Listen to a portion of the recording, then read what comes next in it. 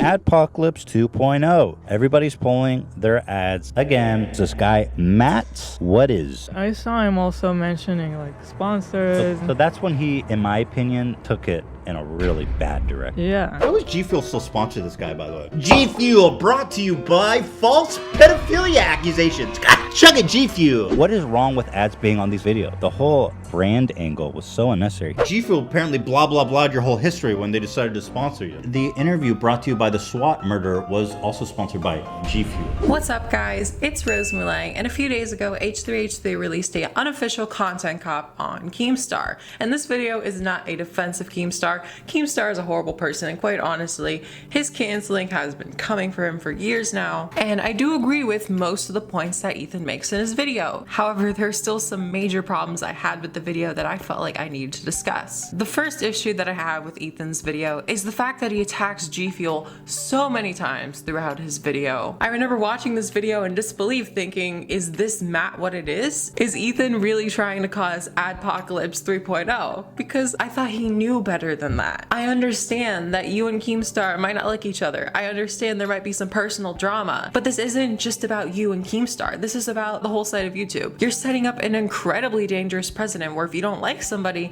you start coming for their sponsors, right? Because even with the previous Adpocalypse, like if you had no ads on your videos, you had no monetization, you could still work with brands directly and they could, you know, advertise for your videos like Raid Shadow Legends or NordVPN or G Fuel. But because of this video, I think we're about to see a worrying trend where YouTubers will start calling out people they don't like and they will start going after the people sponsoring them. Because of the precedent this video sends, companies like Raid Shadow Legends and NordVPN might become more scared to work with YouTubers because their businesses might start getting attacked because they choose to associate with problematic YouTubers. Do you see where this can go wrong? And listen, I hate Keemstar too. This is in no way defending him or his horrific actions, but there are much better ways to go about this than to come for his ad revenue. So why is it, Ethan, that when Matt What It Is came after the ads, you were so adamantly against it, yet you do the same thing only a year later? But because it's Keemstar, it's totally fine, right? But it's not just Keemstar. It might be Keemstar today, but you better believe that in a few months' time, people are gonna start coming for your sponsors. Because you're not perfect, I'm not perfect, nobody is perfect. I feel like down the road, when you start losing sponsorships on your H3H3 podcast because people are coming after you, maybe then you'll start to realize that attacking G Fuel for the things that Keemstar said was a mistake. I don't know, the whole G Fuel thing just left a really bad taste in my mouth. But that wasn't the only issue I had with H3H3's video.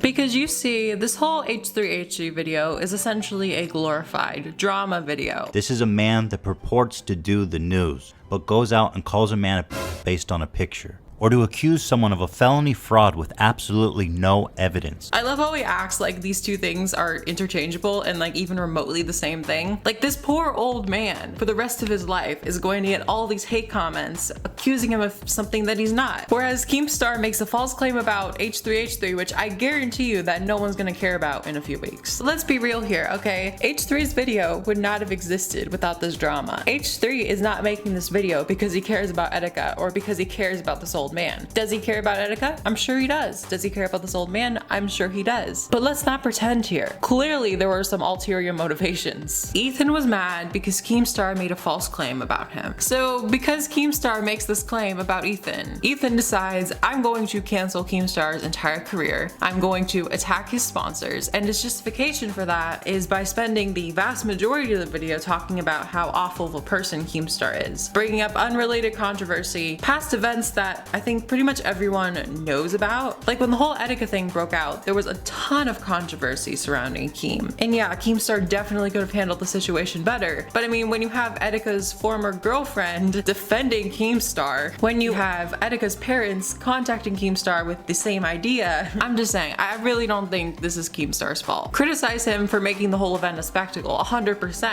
But the bigger issue is people not taking his mental health seriously enough. I don't know, I just find it a bit weird personally that I feel like H3 is using this Etika thing to justify his own personal drama against Keem. The last video H3H3 made was a very good video. He addressed the controversies very well, and I wound up siding with him. But in this video, I really feel like Ethan let his own personal hatred of Keemstar get the best of him and cloud his better judgment. Warning, very sad.